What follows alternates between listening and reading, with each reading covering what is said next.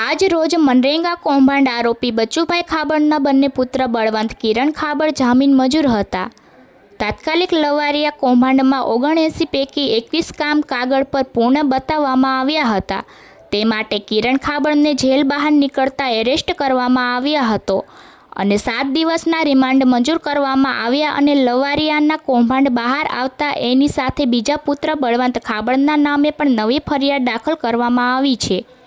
તે ફરિયાદમાં 33.86 લાખના કામોના બિલ જે રાજ કન્સ્ટ્રક્શન એજન્સીના નામના બારોબાર બની ગયેલા છે તે કામ થયા વગર રાજ કન્સ્ટ્રક્શન એજન્સીના નામે બિલો પાસ થઈ ગયા છે અને બળવંત ખાબડ જે બીજા પુત્ર તેમને પુનઃ અને તરત જેલના સળિયા પાછળ ધકેલવામાં આવ્યા હતા અને હાલની તજવીજ ચાલુ છે.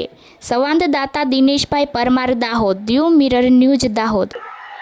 ગઈકાલે બી ડિવિઝન પોસ્ટે ખાતે જિલ્લા પંચાયત ડીઆરડીએ કચેરીના ઇન્ચાર્જ ડીઆરડી દ્વારા ફરિયાદ આપવામાં આવી હતી. જે મુજબ દેવગઢ બારિયાના લવારિયા ગામમાં કામો ના થયા હોય તેમ છતાં ખોટા બિલો મૂકી અને પેમેન્ટ ચૂકવણું થયું હોય તે પ્રકારનું કન્ટેન્ટ હતો. જે અન્વયે તપાસ કરતા પૂરતા પુરાવા આધારે કિરણ ખાબડ નામના વ્યક્તિની ધરપકડ કરી છે. આજે નામદાર કોર્ટમાં પ્રોડક્શન કરતા અને રિમાન્ડની માંગણી કરતા દિન 7ના રિમાન્ડ મળ્યા છે અને તપાસ હાલમાં ચાલુમાં છે. હાય, હું છું ક્રુઝિન સિંઘાનિયા. આપની આસપાસના સત્ય સમાચાર જાણવા માટે જોતા રહો દ્યુ મિરર ન્યૂઝ અને હા, લાઈક અને સબસ્ક્રાઇબ કરવાનું ભૂલતા નહીં. Thank you.